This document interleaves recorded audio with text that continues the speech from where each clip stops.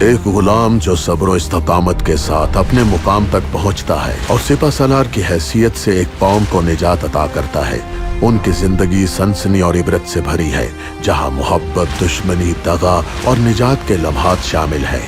وہ اپنے خاندان کو خطرات سے محفوظ رکھتے ہیں اور اپنی بہادری و حکمت سے دنیا کے نقشے کو ہمیشہ کے لیے بدل دیتے ہیں۔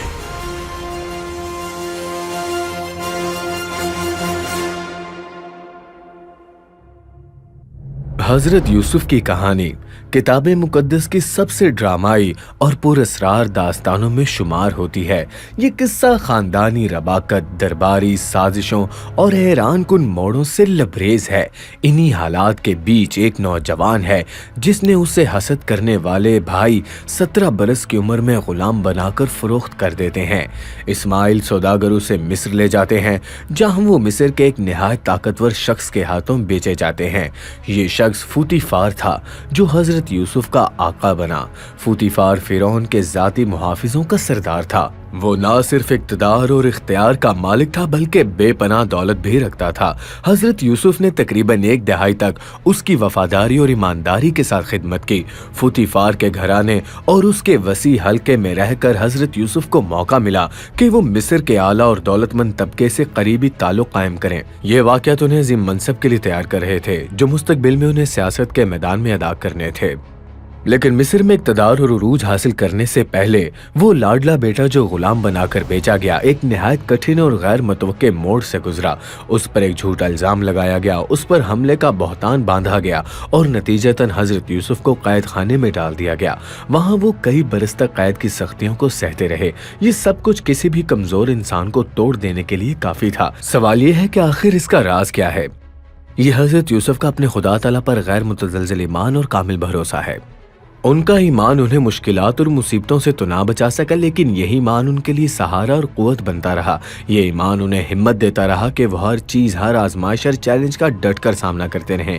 جب حضرت یوسف اپنی زندگی کے سب سے نچلے مقام یعنی قید خانے کی تہائیوں میں سختیوں میں پہنچ گئے تھے، تب خدا تعالیٰ نے اپنی حیرت انگیز مداخلت فرمائی اور پھر حضرت یوسف کی تقدیر میں ایسا غیر متوقع اور شاندار پلٹاؤ آیا جو انسانی عقل و فہم سے بالا تر تھا۔ غلامی اور قید کے سے نکل کر وہ عزت، اختیار اور قیادت کے مقام پر فائز ہوئے۔ یہ سب خدا کی قدرت اور اس کے منصوبے کا ثبوت تھا۔ کچھ ہی عرصے بعد حضرت یوسف براہ راست فرعون کے حضور کھڑے تھے۔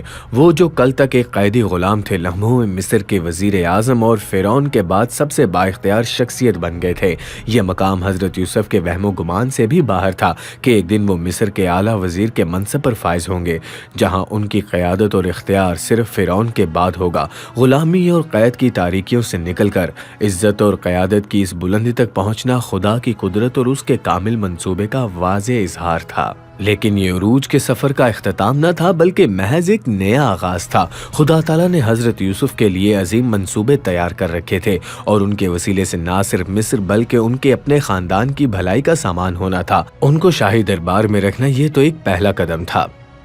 ہمارے ساتھ شامل ہوں کیونکہ اس ہفتے کی قسط میں ہم حضرت یوسف کی زندگی کے آخری باب پر نظر ڈالنے والے ہیں۔ وہ لمحہ جب 7 سال کی خوشحالی کے بعد ایک ہولناک قحط آ گیا۔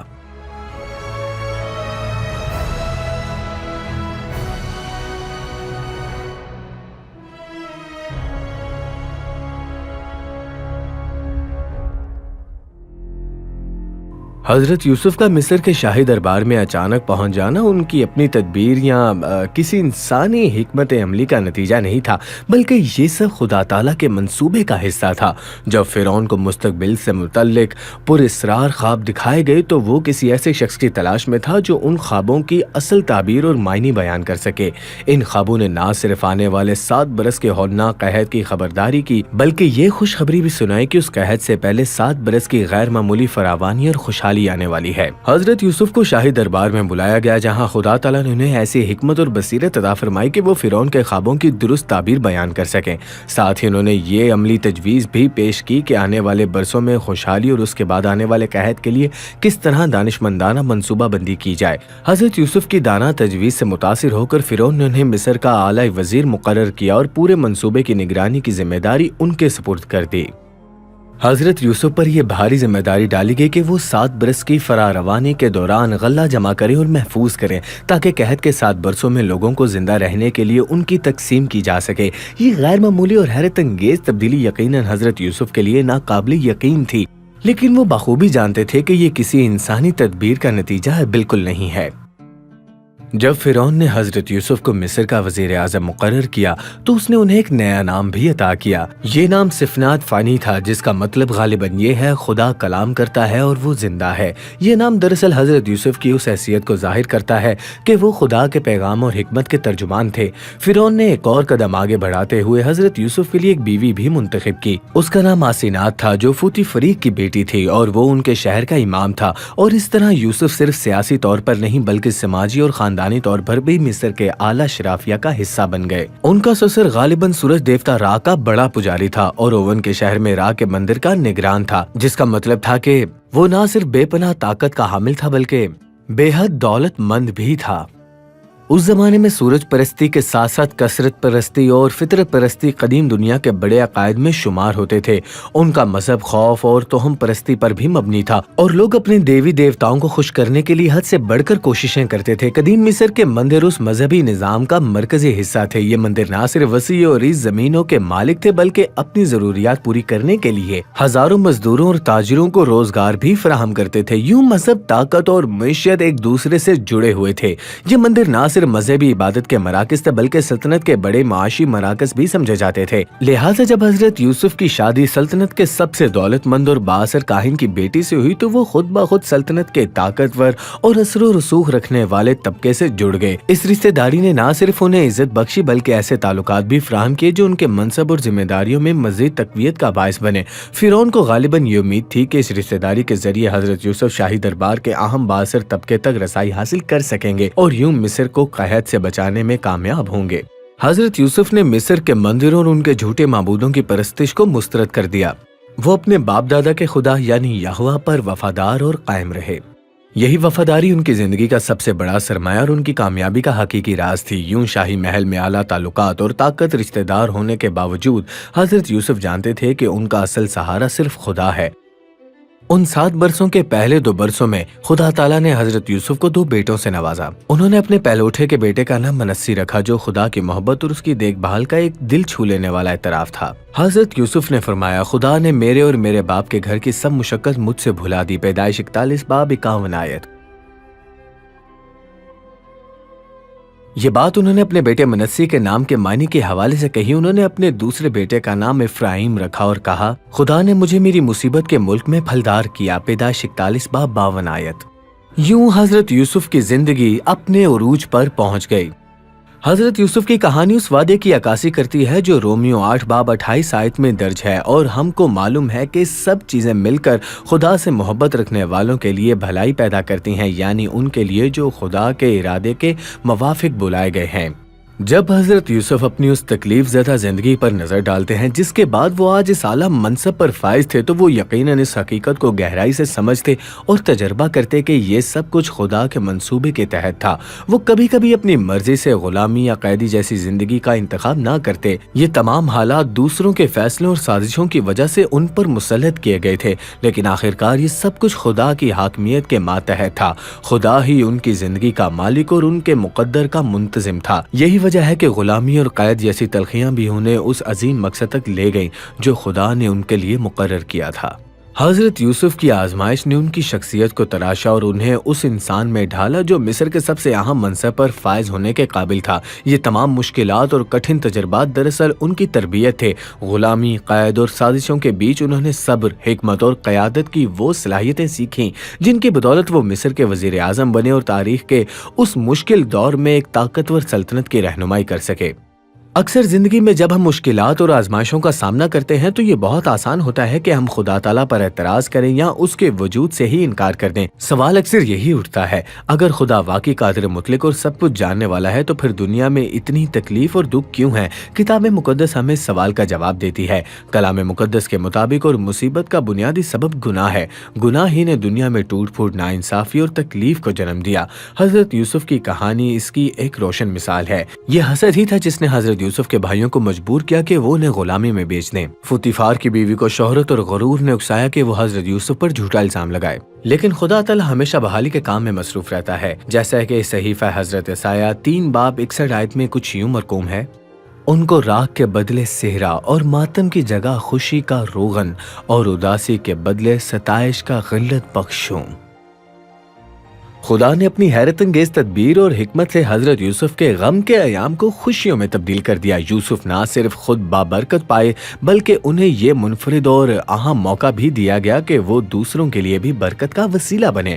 مصر کے وزیر اعظم کی حیثیت سے حضرت یوسف کی پہلی ذمہ داری یہ تھی کہ وہ 7 برس کی خوشحالی کے دوران غلہ جمع کرنے اور ذخیرہ کرنے کا ایک منظم منصوبہ تیار کریں۔ یہ وہ خدمت تھی جس کے ذریعے خدا نے انہیں نہ صرف مصر بلکہ گرد و نواح کی قوموں کو بھی قحط سے بچانے کا وسیلہ بنایا۔ وزیر اعظم کی حیثیت سے حضرت یوسف کو صرف غلہ جمع کرنے اور منصوبہ بندی ہی نہیں کرنی تھی بلکہ شاہی دربار کی پیچیدہ سیاست کو بھی سنبھالنا تھا۔ انہیں مصر کے 42 صوبوں کے گورنروں، جنہیں نومارخ کہا جاتا تھا، کا تعاون حاصل کرنا ضروری تھا۔ اگرچہ مصر بظاہر ایک فرعون کے زیر اقتدار متحد تھا، لیکن حقیقت میں ہر صوبے کا نومارخ بے پناہ اختیار رکھتا تھا۔ وہ اپنے صوبوں میں ٹیکس وصول کرتے، اپنی ذاتی لشکر رکھتے اور اپنی طاقت کے ذریعے اثر و رسوخ قائم رکھتے تھے۔ فرعون ضرورت پڑنے پر انہی نومارخوں کی فوجوں کو سلطنت کے دفاع کے لیے طلب کر سکتا تھا۔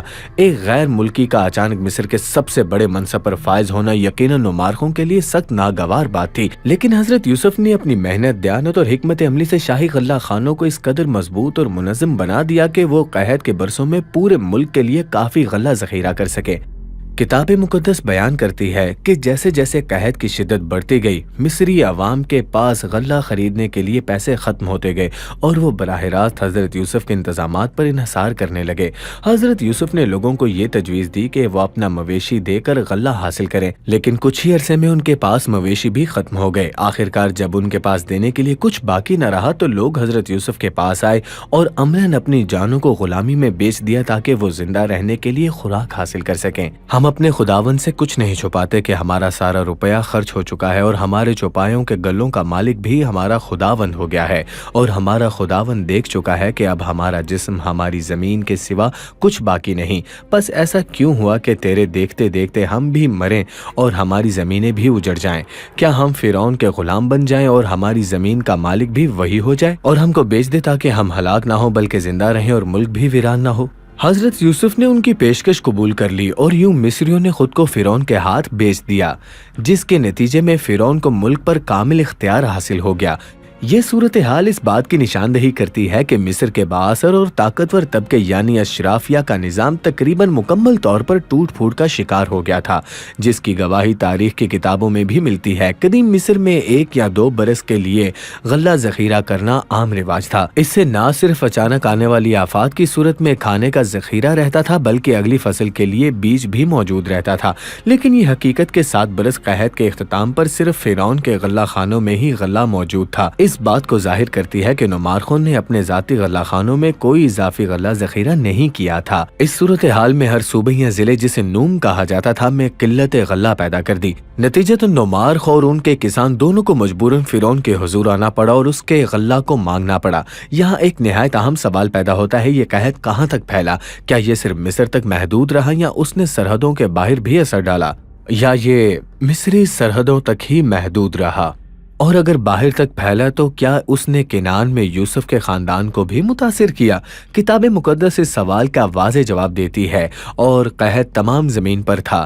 تب یوسف نے سب غلہ خانے کھول دیے اور مصریوں کو بیچنے لگا، اور قحط مصر کے ملک پر سخت پڑا۔ پیدائش 41 باب 56 آیت۔ جب مصر کے پڑوسی ممالک بھی قحط کی لپیٹ میں آ گئے اور انہیں خبر ملی کہ مصر میں غلہ دستیاب ہے تو وہ بھی خوراک خریدنے کے لیے مصر آنے لگے۔ کچھ ہی عرصے کے بعد قحط کی شدت کنعان تک جا پہنچی، جہاں حضرت یعقوب کا خاندان بھی بھوک اور پریشانی کا شکار ہو گیا۔ حضرت یعقوب نے اپنے بیٹوں کو بے بسی اور پریشانی میں دیکھا کہ وہ اپنے خاندان کو کس طرح خوراک مہیا کریں۔ تب انہوں نے انہیں ایک نصیحت کی کہ وہ مصر جائیں اور وہاں سے غلہ خرید کر لائیں تاکہ خاندان بھوک سے محفوظ رہے۔ مصر میں یعقوب کے 10 بیٹے وزیر اعظم کے حضور پیش کیے گئے۔ انہوں نے بس ایک مصری کو دیکھا جو شاہی لباس پہنے ہوئے تھا، جس کی گردن میں سونے کا ہار تھا اور آنکھوں کے گرد سرما لگا ہوا تھا، لیکن حضرت یوسف यूसुफ ने फौरन अपने भाइयों को पहचान लिया। वो 10 आदमी उस हकीकत से बेखबर थे कि जिस बाइख्तियार शख्स के सामने वो खड़े हैं वो दरअसल वही भाई है जिसे बरसों पहले उन्होंने गुलामी में बेच दिया था। जब उन्हें बुलाया गया तो वो आगे बढ़े और उस ताकतवर हाकिम के सामने अदब एहतराम के तौर पर जमीन पर गिर सजदा करने लगे, उस ताकतवर आदमी की ताजीम की खातिर। उस लम्हे हजरत यूसुफ को अपने ख्वाब याद आ गए जो उन्होंने अपनी ही जवानी में देखे थे। वही ख्वाब जिन्हें सुनकर उनके भाई सख्त नाराज और हसद से भर गए थे। और अब करीब 20 बरस के बाद वही भाई उनके सामने झुके हुए थे, बिल्कुल वैसे ही जैसे उन्होंने अपने ख्वाब में देखा था। लेकिन हजरत यूसुफ का पहला रद्द-ए-अमल उनके लिए बिरादराना मोहब्बत का ना था और इस रद्द-ए-अमल की वजह से उनके भाई काफी ज्यादा हैरान हो गए थे। हजरत यूसुफ ये जानना चाहते थे कि आया उनके भाई अब भी वैसे ही सख्त दिल और जालिम हैं जैसे बरसों पहले थे। इसीलिए उन्होंने उनसे सख्ती से बात की और उन पर जासूस होने का इल्जाम लगाया और शमून को कैद में डाल दिया। फिर उन्हें हुक्म दिया कि जब वो दोबारा गल्ला खरीदने आए तो अपने छोटे भाई बिन्यामिन को भी साथ लाएं।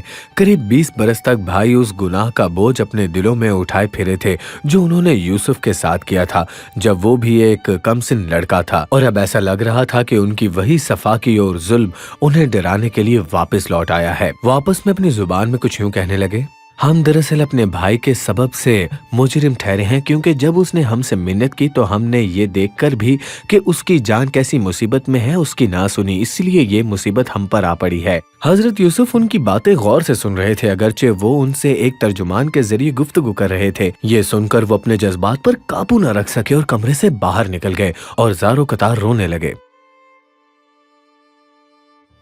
करीब 20 बरस बाद उन भाइयों को देखना जिन्होंने कभी उन्हें गुलामी में बेच दिया था हजरत यूसुफ के लिए निहायत कर्बनाक और दिल को चीर देने वाला लम्हा था। आखिरकार गल्ले की बोरियां उनके गधों पर लादी गईं और वो सब अपने भाई शमून को कैद में छोड़कर वापस अपने घर लौट गए। भाई सख्त दिल शिकस्ता और खौफजदा थे कि वो अपने वालिद को ये खबर कैसे सुनाएंगे कि एक बेटा शमून उनसे जुदा हो गया है। साथ ही वो जानते थे कि ये मजीद गल्ला लेने के लिए दोबारा मिस्र जाना नामुमकिन है जब तक कि बिन्यामिन को भी साथ ना ले जाएं। जब हजरत याकूब ने ये सारी बातें सुनी तो वो शदीद गमगीन और रंजीदा हो गए।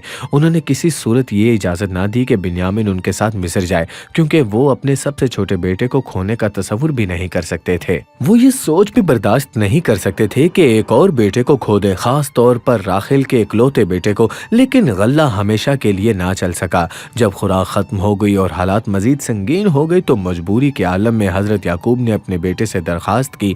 फिर कहा कि मिस्र जाकर हमारे लिए थोड़ा सा गल्ला खरीद लाओ ताकि हम जिंदा रहें और मर ना जाएं। जब हालात नाजुक हो गए तो हजरत याकूब को बिलाखिर मानना पड़ा। खानदान को खुराक की सख्त जरूरत थी और यहूदा ने पुख्ता इरादा किया कि वो अपने छोटे भाई बिन्यामिन की हर हाल में हिफाजत करेगा। जब वो सब दोबारा मिस्र पहुंचे और हजरत यूसुफ की निगाह बिन्यामिन पर पड़ी तो उनके लिए अपने जज्बात पर काबू रखना बहुत ज्यादा मुश्किल हो गया था। बरसों बाद अपने सगे भाई को सामने देखना उनके दिल को गहराइयों तक छू गया। हजरत यूसुफ ना सिर्फ अपने सगे भाई बिन्यामिन को दोबारा देखकर बेहद मुतासिर और जज्बाती हुए, बल्कि ये देखकर भी कि उनके दिलों को सुकून मिला कि बाकी भाई भी काफी बदल चुके हैं। वो अब वही मगरूर, हसद से भरे और संगदिल लोग नहीं रहे थे जिन्होंने 20 बरस पहले उन्हें गड़े में फेंका और गुलाम बनाकर बेच दिया था। अब उनके रवैये में नरमी, शराफत और शफकत मिजाजी नुमाया हो चुकी थी। हजरत यूसुफ ने अपने घर के निगरान को हुक्म दिया कि बिन्यामिन के झोले में एक चांदी का प्याला डाल दे। फिर भाइयों को रवाना कर दिया। लेकिन वो भी ज्यादा दूर नहीं गए थे कि हजरत यूसुफ के निगरान और मुहाफिज उनके पीछे जा पहुंचे और उन पर ये इल्जाम लगाया कि उन्होंने गवर्नर का कीमती प्याला चुरा लिया है। ये सुनकर भाई सख्त हैरान और परेशान हो गए। अपनी बेगुनाही पर पूरा यकीन रखते हुए उन्होंने कहा कि उनकी बोरियों की तलाशी ली जाए ताकि ये हकीकत सबके सामने आ जाए। निगरान ने ऐलान किया कि सजा सिर्फ उसको मिलेगी जिसके पास से वो चांदी का प्याला बरामद होगा। बिना किसी उज़्र के उन्होंने इत्तेफाक कर लिया। उन्हें लगा कि किसी के पास प्याला नहीं है। लेकिन जब बिन्यामिन की बोरी खोली गई तो सबने खौफ और सदमे के साथ देखा कि प्याला उसके अंदर मौजूद है। ये मंजर उनके लिए नाकाबिले यकीन था। वो बहुत गमगीन हो गए थे और उन भाइयों को वापस गवर्नर के हुजूर पेश किया गया।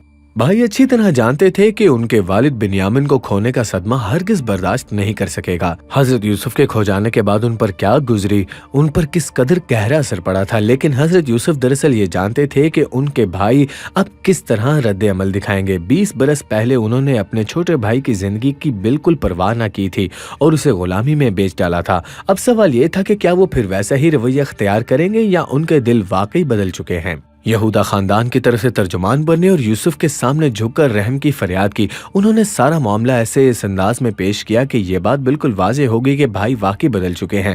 یہودا نے وضاحت کی کہ ان کے والد پہلے ہی ایک بیٹے کو کھو چکے ہیں اور اب بنیامین ہی ان کے لیے سب کچھ ہے۔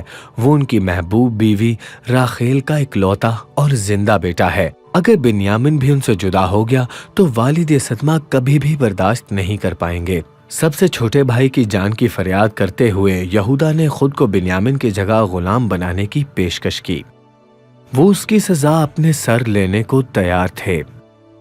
لیکن یہاں پر سوال یہ بنتا ہے کہ حضرت یوسف نے اپنے بھائیوں کو یوں کیوں آزمایا؟ کیا وہ ان سے اپنا بدلہ لینا چاہتے تھے؟ نہیں، بلکہ وہ تو اپنے بھائیوں کو معاف کرنا چاہتے تھے۔ وہ اس بات کو اپنی اصل پہچان بتاتے ہوئے کچھ اس طرح واضح کرتے ہیں اور اصلیت بتاتے ہیں۔ لیکن تم نے مجھے تاجروں کے ہاتھ بیچ دیا تھا، میں تم سے ناراض نہیں ہوں، نہ تو غمگین ہو اور نہ اپنے دل میں پریشان ہو، کیونکہ خدا نے جانوں کو بچانے کے لیے مجھے تم سے آگے بھیجا۔ حضرت یوسف اس حقیقت کو سمجھتے تھے کہ خدا تعالیٰ ابتدائی سے ان کی زندگی پر قابض اور حاکم رہے ہیں، اور ان کے بھائیوں نے چاہے ان کے ساتھ جیسا بھی سلوک کیا ہو، خدا نے ان کے برے ارادوں اور سازشوں کو اپنی حکمت اور منصوبے کے تابع کر دیا۔ حضرت یوسف جانتے تھے کہ خدا تعالیٰ کے منصوبے ہمیشہ بھلائی کے لیے ہی ہوتے ہیں۔ صحیفہ حضرت یرمیہ 29 باب 11 آیت میں کچھ یوں مرقوم ہے، کیونکہ میں تمہارے حق میں اپنے خیالات کو جانتا ہوں، خداوند فرماتا ہے، یعنی سلامتی کے خیالات، برائی کے نہیں، تاکہ میں تم کو نیک انجام کی امید بخشوں۔ حضرت یوسف نے یہ بات پہچان لی کہ اگرچہ ان کے بھائیوں کے دل میں کبھی قتل اور شرارت کے منصوبے تھے، لیکن خدا تعالیٰ کے ارادے ہمیشہ سلامتی اور امید سے بھرے ہوئے تھے۔ جب یہودا نے بنیامین کی جگہ خود کو پیش کیا تو یوسف کے لیے ایک واضح ثبوت تھا کہ ان کے بھائی اب واقعی بدل چکے ہیں اور اب وہ پہلے جیسے سخت دل نہیں رہے۔ اسی لمحے حضرت یوسف نے اپنی اصل پہچان ان کے سامنے ظاہر کر دی۔ یہ ایک نہایت جذباتی اور پر اثر ملاقات تھی، جس نے نہ صرف بھائیوں کو حیرت میں ڈال دیا بلکہ بعد میں ان کے والد حضرت یعقوب سے ہونے والی ملاقات کو بھی ایک عظیم اور دل کو چھو لینے والا واقعہ بنا دیا۔ جب حضرت یعقوب کے بڑے بیٹوں نے یہ اقرار کیا کہ انہوں نے اپنے چھوٹے بھائی یوسف کے ساتھ اصل میں کیا کیا تھا تو وہ صدمے اور غم میں ڈوب گئے، لیکن اسی کے ساتھ ان پر یہ حقیقت بھی آشکار ہوئی کہ خدا تعالیٰ نے ہر حال میں حضرت یوسف کی مصر میں حفاظت فرمائی۔ اگرچہ وہ ایک خاندان کے طور پر کمزوریاں یا خامیاں رکھتے تھے، پھر بھی خدا تعالیٰ نے ان کے لیے بندوبست کیا اور ہر بحران میں انہیں سنبھالا، جیسا کہ حضرت یوسف نے اپنے بھائیوں پیدائش 50 باب 19 اور 20 آیت میں کچھ یوں فرمایا ہے، تم نے مجھ سے بدی کا ارادہ کیا تھا، لیکن خدا نے اسی سے نیکی کا قصد کیا تاکہ بہت سے لوگوں کی جان بچائی جائے، چنانچہ آج کے دن ایسا ہی ہو رہا ہے۔ خدا تعالیٰ نے ان کٹھن حالات کو جن میں حضرت یوسف مبتلا تھے اپنی قدرت سے پلٹ کر بھلائی میں بدل دیے۔ اس نے نہ صرف حضرت یوسف کو برکت بخشی بلکہ انہیں اسی کے وسیلے کے طور پر استعمال کیا جس کے ذریعے وہ اپنے بھائیوں کو بھی بچا سکے جنہوں نے ان کے ساتھ ظلم کیا تھا۔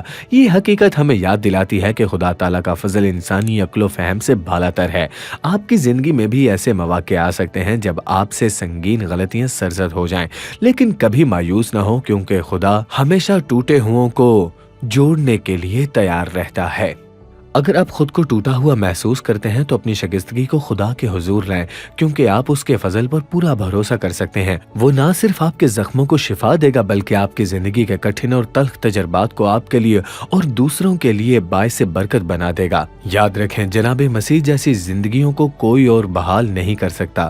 حضرت یوسف کا ایمان اس بات کی زندہ مثال ہے۔ انہوں نے کتاب مقدس کے پہلے کلام پر اپنی زندگی کے آخری دن تک ثابت قدمی کے ساتھ بھروسہ رکھا۔ مصر کے اقتدار، دولت اور فتنوں سے گھرے رہنے کے باوجود ان کی نگاہیں ہمیشہ اپنے باپ دادا کے دیے گئے خدا کے وعدوں پر جمی رہیں۔ انہوں نے دنیاوی جاہو جلال کے بجائے خدا تعالیٰ کی وفاداری کو اپنی اصل دولت سمجھا۔ کتاب مقدس پیدائش 50 باب 24 سے 25 آیت میں حضرت یوسف کے آخری الفاظ ان کے خدا تعالیٰ پر اٹل ایمان کی جھلک کو بہت باریک بینی سے ظاہر کرتے ہیں۔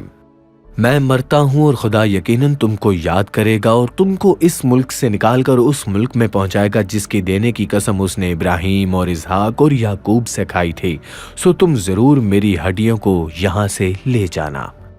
حضرت یوسف نے اپنی زندگی کے آخری وقت میں اپنے بھائیوں سے وعدہ لیا کہ جب خدا انہیں مصر سے نکالے گا تو وہ ان کی ہڈیاں بھی ساتھ لے کر کنعان واپس جائیں گے، اس سرزمین میں جو خدا تعالیٰ نے ان کے باپ دادا کو وعدے کے طور پر دی تھی۔ اگرچہ ان کے منصب اور مرتبے کے مطابق انہیں پورے شاہی مصری اعزاز اور تجہیز و تکفین کا حق حاصل تھا، لیکن انہوں نے وصیت کی کہ ان کی ہڈیاں کنعان واپس پہنچائی جائیں۔ ان کی وفات 110 برس کی عمر میں ہوئی۔ ان کے जस्दे मुबारक को जमाने के रिवाज के मुताबिक हनूत किया गया, लेकिन ये उनकी आखिरी आरामगाह नहीं थी, क्योंकि उन्होंने अपने भाइयों से वसीयत की थी कि जब खुदा अपने वक्त पर बनी इसराइल को मिस्र से निकालेगा तो उनकी हड्डियां भी वादे की सरजमीन किनान में ले जाएं। सहीफा हजरत यशवा 24 बाब 32 आयत में कुछ यूं मरकूम है कि उन्होंने यूसुफ की हड्डियों को, जिनको बनी इसराइल मिस्र से ले आए थे, सिकम से इस जमीन के कता में दफन किया।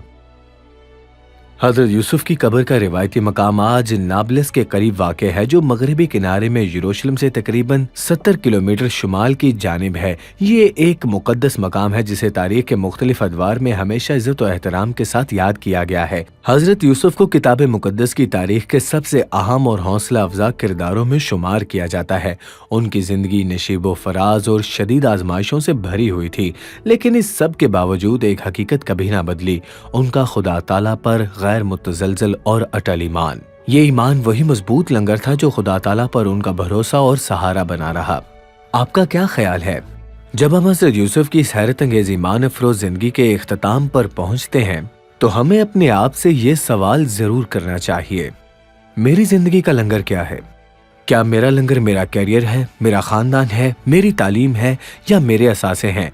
किताब मुकद्दस हमें बताती है कि जिंदगी का सबसे महफूज और पायदार लंगर खुद जनाब मसीह हैं। जिंदगी के तूफान हमारे करियर को डुबो सकते हैं, हमारे असासे छिन सकते हैं और हमारे अजीजों की जिंदगियां भी ले सकते हैं, लेकिन इन सब के बावजूद जनाब मसीह हमेशा कायम और दायम रहते हैं, एक साबित कदम और काबिल भरोसा उम्मीद का मीनार। तो क्यों ना आज हम सब ये मिलकर तजर्बा करें कि खुदा ताला हम सब की जिंदगी में क्या कुछ कर सकते हैं।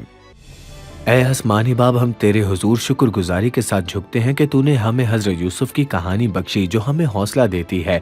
हम चाहते हैं कि हम यूसुफ के खुदा को ही अपना खुदा माने जो हमेशा के लिए जिंदा और कादिर मुतलक है। ऐ खुदावंद, हम अपनी जिंदगियां तेरे सुपुर्द करते हैं, बिल्कुल उसी तरह जैसे हजरत यूसुफ ने की, और हम जनाब मसीह में आपसे ये दुआ करते हैं, आमीन।